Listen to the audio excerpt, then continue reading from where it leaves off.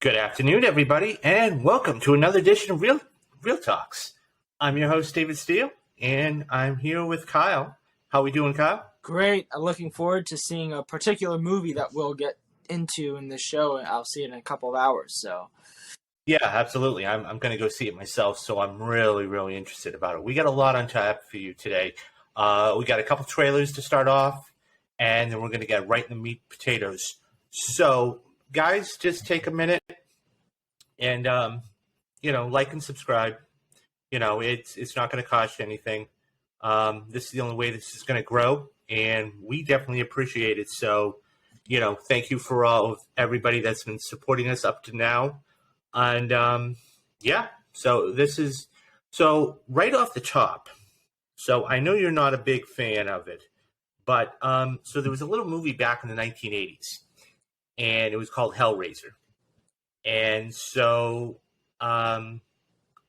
so when you talk about like major slasher villains, Freddy and Jason and Michael Myers and all that, Pinhead is one of those great villains that is up there. So so basically this movie is going to be coming out on Hulu.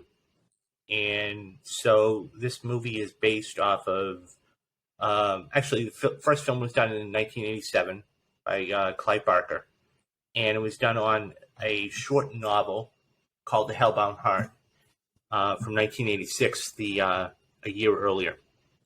And subsequently, he adapted it into a feature film, which Doug Bradley actually starred in. And so David Bruckner is directing the reboot with Ben Collins co-writing it. And they wrote a story from Batman Begins, and David Goyer. So let me ask you this. Do you like horror movies as they are? Are you a fan of horror movies? Yes. Okay. Give me a couple of horror movies that you like. Suspiria, Halloween, The Exorcist, to name a few. So are we talking like are we talking about the older ones? Are we talking about like the reboot Halloween, the reboot Exorcist? I would say actually more so the older ones. I would say more so like 70s, 1970s horror. Yeah. So I think that this one was leaps and bounds. I won't say ahead of its time, but definitely, it was definitely up there. It's if I'm going to categorize it, it's going to be like the 1A. I mean, your Mount Rushmore of bad guys, like are Michael Myers and Freddy Krueger and Jason, and then I think Pinhead's right up there. I really do. I mean, they did a lot of sequels that just were not good. But so there's a couple things that I really am looking forward to. So the woman that's coming across your screen, Jamie Clayton, is actually going to be playing Pinhead. I love the fact they're going with a female Pinhead here. I think that is just it gives it so much more depth. And it's just a different version of the character. So basically what this movie centers around is there's a box. It's Pandora's box. And we don't actually get more about the box until Hellraiser 2. And so how, this soldier actually becomes Pinhead. So, but yeah, I love this movie. I mean, I think the original holds up to any quality slasher flick today. Now, it's what did you think of the trailer? I actually just watched the trailer before we started this, and I loved it. Okay. I loved it. It didn't give you too much. I mean, it gave you just enough to, you're seeing a couple shots come across your screen of like the chains coming across and her just standing there and, being menacing. frankly. And so that just goes to show you that she's going to be really good. Really, I'm look. If this is anything like Prey was, we're in for a treat.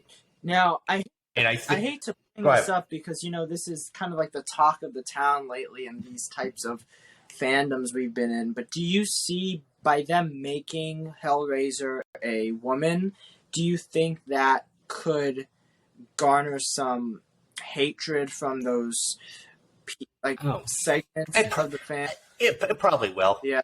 I mean, you're probably looking at somebody coming out and saying, well, why did they did that? Yeah. I mean, look, they could have asked Doug Bradley to come back, and he's like 74, and just throw the makeup on and say, go to town. But he doesn't want to do it. I mean, I think, here's the thing. When you have a villain like a Pinhead, like a Freddy Krueger, it's one of those things where if you get another actor to play the role, it's not as good. It's just not. It's almost okay. I'll compare it to this. It's kind of like another person asking somebody else to play Indiana Jones, except Harrison Ford. You can't do it. You can, sure. Is it going to have the same gravitas? Is he going to be able to pull off those one-liners the same? No. Getting back to your point, there's so much makeup on her that it doesn't matter. And I'm not saying the makeup's going to cover her acting up. I'm not saying that. I'm just saying that it's a great change of pace. And you're always going to have your naysayers out there. So, I would agree with you, though, because I do think that it does add a bit more nuance to the property, and also it makes me, as someone who doesn't know about Hellraiser, even more interested because they are doing this change, and it doesn't feel like, I have to see the hundreds of other Hellraiser movies they've made. I could probably jump into this without, prior knowledge. I probably won't. If I ever watch this, it will be because, the first one is such a classic. But, yeah, I would say this. If you're going to watch this, watch the 1987 version first. And then come into this one. Don't worry about all the other sequels because they're not worth your time. Hellraiser 2 basically talks about the origin of how this soldier actually found the box and he became Pinhead, but it's not necessary. So this I'm so glad this is being made. And I'm so glad it's out of hell, so to speak, because it's one of those things where it's going to be a really good movie. And even if it's not, so be it. They gave it a great shot.